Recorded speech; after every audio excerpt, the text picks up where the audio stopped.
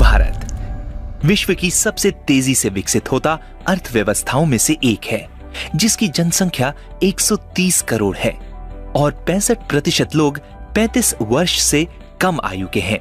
हालांकि 130 करोड़ में से 89 करोड़ लोग भारतीय बैंकों की सुविधा का लाभ प्राप्त नहीं कर पा रहे हैं और अभी तक 24 करोड़ लोग बैंकिंग सुविधाओं से वंचित हैं। ज्यादातर कस्टमर कठिन कागजी कार्रवाई, लाइन में देर तक इंतजार करना और असुविधाजनक समय के कारण बैंकिंग कार्य में रुचि नहीं लेते हैं। एयरटेल पेमेंट्स बैंक भारत का पहला पेमेंट बैंक है और पूरी तरह से डिजिटल और पेपरलेस है। इसका मुख्य लक्ष्य ग्राहकों की बैंकिंग आवश्यकताओं को पूरा करना है और भारत के हर व्यक्ति तक बैंकिंग सुविधाओं को पहुंचाकर फाइनेंशियल इंक्लूजन के उद्देश्य को पूरा करना है। कस्टमर अब अपना बैंक अकाउंट आधार ई-केवाईसी के जरिए कुछ ही मिनटों में खोल सकते हैं और मुफ्त व्यक्तिगत दुर्घटना बीमा, नगद जमा और निकासी निशुल्क कर सकते हैं। इन बेसिक बैंकिंग जरूरतों के साथ साथ कस्टमर अब बिजली बिल का भुगतान, मनी ट्रांसफर, बीमा की खरीदारी और ईएमआई का भुगतान सुविधाजनक तरीके से अपने नजदीकी बैंकिंग पॉइंट पर कर सकते हैं। इससे रिटेलर को न केवल पैसा कमाने का अवसर मिलता है, बल्कि कस्टमर को घर के पास में ही बैंकिंग सुविधा उपलब्ध कराने का लक्ष्य भी पूरा होता है। इसके लिए कस्टमर को ना ही इंटरनेट की जरूरत है और ना ही स्मार्टफोन की। भारत भर में 5 लाख एयरटेल पेमेंट्स बैंक के बैंकिंग पॉइंट हैं, जो कि बैंक शाखाओं की वर्तमान संख्या का 4 गुना है। इसके साथ ही भारत 100% कैशलेस डिजिटल अर्थव्यवस्था की ओर अग्रसर है। एयरटेल पेमेंट्स बैंक के साथ ट्रांजैक्शन करने और बैंक अकाउंट खोलने के लिए मित्रा ऐप डाउनलोड करें। बायोमेट्रिक डिवाइस तैयार रखें। कस्टमर से पैन और आधार नंबर तैयार रखने को कहें। आधार नंबर के स्थान पर वर्चुअल आईडी या वीआईडी का उपयोग किया जा सकता है। बैंक अकाउंट खोलने के लिए मैं लापू नंबर और पासवर्ड दर्ज करके लॉगिन करता हूं। सबमिट पर टैप करता हूं, फिर एयरटेल पेमेंट्स बैंक टैब पर टैप करता हूं और लापू नंबर और पासवर्ड से लॉगिन करता हूं। अब मैं ओपन बैंक अकाउंट पर टैप करता हूं। कृपया अपना मोबाइल नंबर बताएं। जी बिल्कुल। मैं कस्टमर का मोबाइल नंबर दर्ज करता हूं और सबमिट पर टैप करता हूं। बैंक अकाउंट खोलने से पहले कस्टमर की सहमति जरूर लें। आपको एक एक्टिवेशन कोड मिला होगा, कृपया उसे यहां दर्ज करें। बिल्कुल।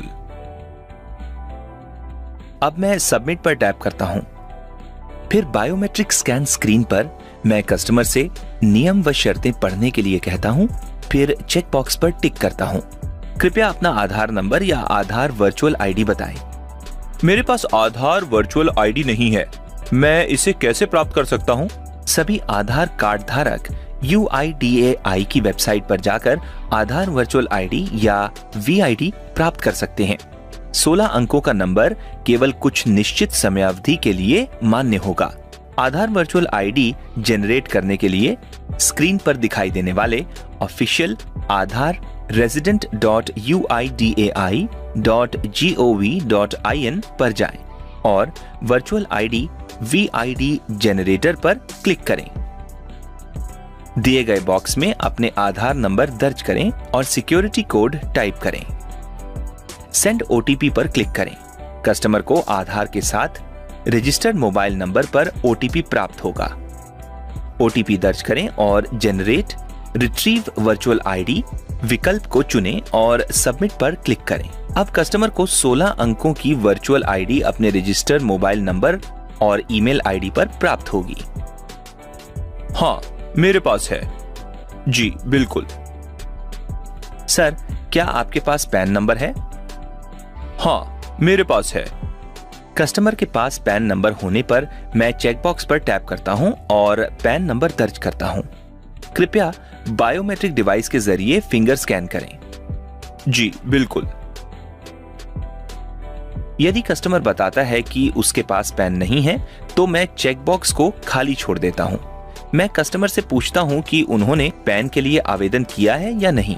यदि कस्टमर ने पैन के लिए आवेदन दिया है तो फिर मैं हाँ का चयन करता हूँ और दी गई फील्ड में पैन का एक्नॉलेजमेंट नंबर और तिथि दर्ज करता हूँ। If the customer confirms that he or she has not applied for a PAN card, then I select no. Now I proceed with the biometric authentication by tapping on the finger scan icon. After successful authentication, the Aadhaar data will get displayed. Enter the correspondence address manually if customer confirms that his or her correspondence address is different from address mentioned in Aadhaar. I select the address type for correspondence address from the drop-down menu. मैं camera icon पर tap करके address proof की original copy की 3 photo लेता हूं। फिर मैं एक बिजनेस कॉरेस्पॉन्डेंट एजेंट के रूप में ओरिजिनल डॉक्यूमेंट को वैलिडेट करता हूं और चेकबॉक्स पर टिक करता हूं। यदि कॉरेस्पॉन्डेंस एड्रेस और आधार एड्रेस दोनों एक ही हो तो फिर मैं चेकबॉक्स में टैप करता हूं और नेक्स्ट पर टैप करता हूं। अब मैं कस्टमर की अन्य जानकारी दर्ज करता हूं, जैसे कि पिता का नाम, मां का नाम, वैवाहिक स्थिति और कस्टमर द्वारा बताए अनुसार वार्षिक आय। यहां पर मैं आम कस्टमर के लिए नहीं और एसएमई कस्टमर के लिए हाँ चुनता हूं। सर, क्या आप इस बैंक अकाउंट में अपने नॉमिनी का नाम डिक्लेयर करना चाहते हैं? यस। तो मैं नॉमिनी डिक्लेरेशन के चेकबॉक्स में टिक का निशान लगा देता हूं। मैं कस्टमर से नॉमिनी की जानकारी देने के लिए कहता हूं, जैसे नॉमिनी का पहला नाम, अंतिम नाम और जन्मतिथि और अकाउंट होल्डर के साथ उनके रिलेशन को दर्ज करता हूं। याद रखें, नॉमिनी के नाम में कस्टमर का नाम या रिटेलर का नाम दर्ज नहीं किया जा सकता है। अगर नॉमिनी का एड्रेस और कस्टमर का कॉरेस्पॉन्डेंस एड्रेस दोनों एक ही हैं, तो मैं चेकबॉक्स में टिक करता हूं। अगर अलग हैं, तो नॉमिनी का पता कस्टमर से पूछकर दर्ज करता हूं। नेक्स्ट पर टैप करता हूं। जल्दी और परेशानी मुक्त क्लेम प्रोसेसिंग के लिए कस्टमर को नॉमिनी की सही जानकारी देने की सलाह दें। बीमा क्लेम करने के लिए नॉमिनी की सही जानकारी होना अनिवार्य है।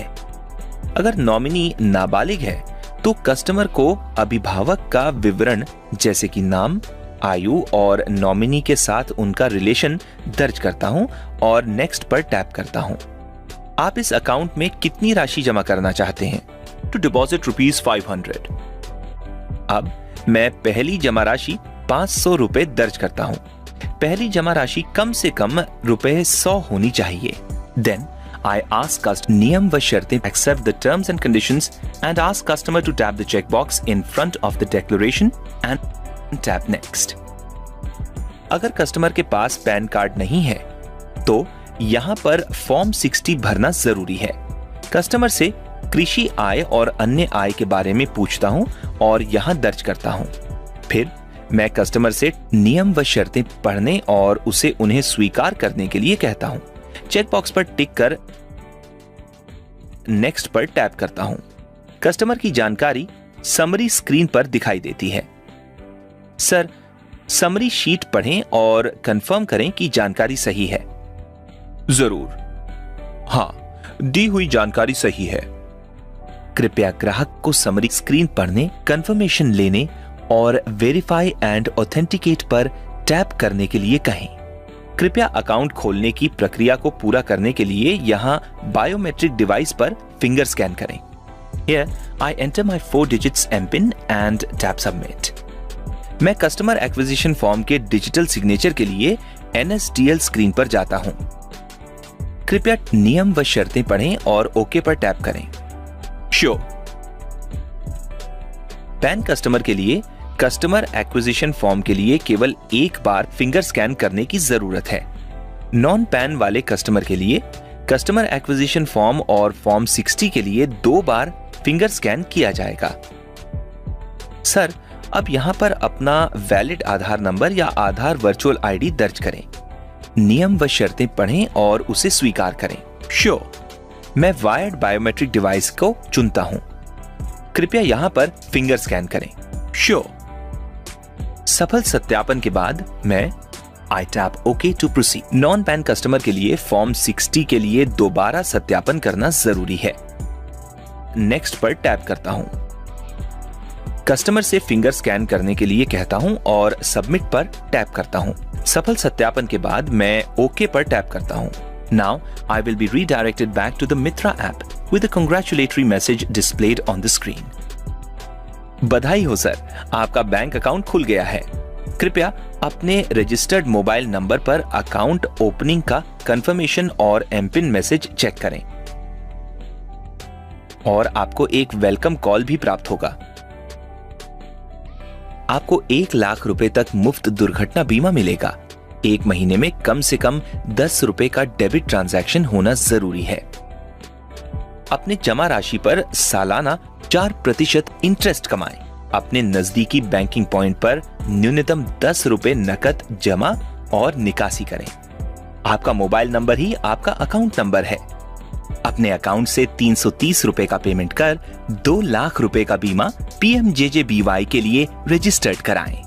सर, आप अपने बैंक अकाउंट का इस्तेमाल और एमपिन रीसेट करने के लिए स्मार्टफोन द्वारा my Airtel app USSD *400# IVR 400 Airtel customer या 8800-688-006 नॉन एयरटेल कस्टमर डायल कर सकते हैं। फीचर फोन द्वारा USSD *400# IVR 400 एयरटेल कस्टमर या 8800-688-006 नॉन एयरटेल कस्टमर डायल कर सकते हैं। कृपया अपना एमपिन, डेबिट कार्ड नंबर एवं अन्य पर्सनल डिटेल्स किसी से भी शेयर ना करें। महत्वपूर्ण जानकारी बताने के लिए आपका धन्यवाद।